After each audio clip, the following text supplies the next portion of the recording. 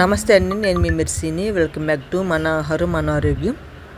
బొంబాయి రవ్వతో మనం ఎక్కువగా ఉప్మానే చేస్తూ ఉంటాము. ఉప్మా తిని తిని బోరు కొట్టినట్లయితే ఇలా ఒకసారి ట్రై చేయండి. ఇలా ఒక మిక్సింగ్ బౌల్ తీసుకొని 2 కప్స్ మైదా పిండిని ఇలా జాలీలో జల్లించుకుందాం. టేస్ట్కి సరిపడా సాల్ట్ వేసుకోవాలి, చిటికెడు వంట సోడా వేసుకోవాలి. వీటన్నిటిని ఒకసారి కలిపేసుకుందాం. ఇప్పుడు కొంచెం కొంచెంగా వాటర్ వేసుకుంటూ పిండిని అటు తిక్కుగా కాకుండా ఇటు జారుగా కాకుండా ఇలా వీడియోలు చూపించే విధంగా కలుపుకోవాలి.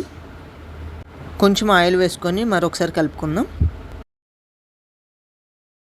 కలుపుకొని పక్కన పెట్టేసుకుందాం. స్టవ్ మీద ఒక ప్యాన్ పెట్టేసుకొని 2 టేబుల్ స్పూన్ నెయ్యి వేసుకొని బొంబాయి రవ్వ వేయించుకోవాలి. బొంబాయి రవ్వ కప్పు వేసానని నేను మైదా పిండి 2 కప్పులు తీసుకున్నాం కాబట్టి 1 కప్ బొంబాయి రవ్వ అయితే సరిపోయిద్ది. బొంబాయి రవ్వ వేయించుకోవాలి. బొంబాయి రవ్వ వేరే ప్లేట్లో వేసేసుకొని అదే ప్యాన్లో 1 కప్పు వాటర్, 1 కప్పు షుగర్ వేసుకోవాలి. కొంచెం స్వీట్నెస్ ఎక్కువ కావాలంటే షుగర్ కప్పున్నర వేసుకోవచ్చు అండి. ఇలా షుగర్ అంతా కరిగిపోయిన తర్వాత బొంబాయి రవ్వ వేసుకోవాలి. బొంబాయి రవ్వ ఇలా కలుపుకుంటూ వేసుకోవాలి, లేదంటే ఉండలు కట్టేసిద్ది.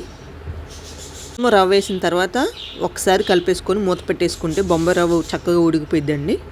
ఈ విధంగా ఉడికించుకుంటే సరిపోయిద్ది. స్టవ్ ఆపేసుకుందాం. ఇలా ఉన్నప్పుడే మనం స్టవ్ ఆపేసుకోవాలండి, ఎందుకంటే మనము బొంబాయి రవ్వను చల్లారాకే ఈ ప్రాసెస్ స్టార్ట్ చేసుకుంటాము. గట్టిగా అవ్వకుండా మనం ఆ ప్లేస్లోనే ఆపుకుంటే ఇలా వస్తుంది ఉప్మా. ముందుగా కలిపెట్టుకున్న మైదా పిండిని చేతికి ఆయిల్ అప్లై చేసుకొని కొంచెం కొంచెంగా పిండి తీసుకుంటూ ఇలా తీసుకున్న పిండిని కొంచెం చపాతీలాగా చేసుకోవాలి. నా ఛానల్ ఫస్ట్ టైం చూస్తున్నట్లయితే ప్లీజ్ సబ్స్క్రైబ్ చేసి లైక్ చేయండి. నా ఛానల్ సపోర్ట్ చేయండి. 2 కొత్త వీడియోల నోటిఫికేషన్ కోసం బెల్ సింబల్ క్లిక్ చేయండి. కొంచెం చపాతీ చేసుకున్న తర్వాత ఉప్మా రవ్వ కూడా ఇలా ఉండలాగా చేసుకొని వీడియోలు చూపించే విధంగా ఫోల్డ్ చేసుకోవాలి.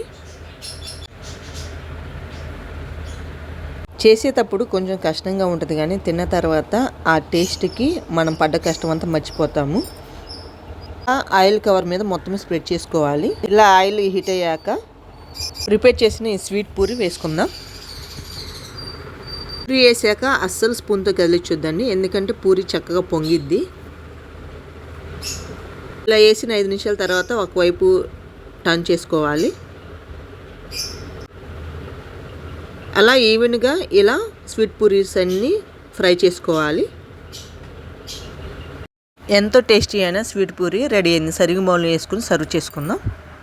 మీరు కూడా ఈ స్వీట్ పూరి ట్రై చేసి ఎలా వచ్చిందో కామెంట్స్ పెట్టండి. ఈ వీడియో నచ్చితే ప్లీజ్ లైక్ చేయండి. మీ బంధువులకి, స్నేహితులకి షేర్ చేయండి. సబ్స్క్రైబ్ చేసి మన ఛానల్ సపోర్ట్ చేయండి.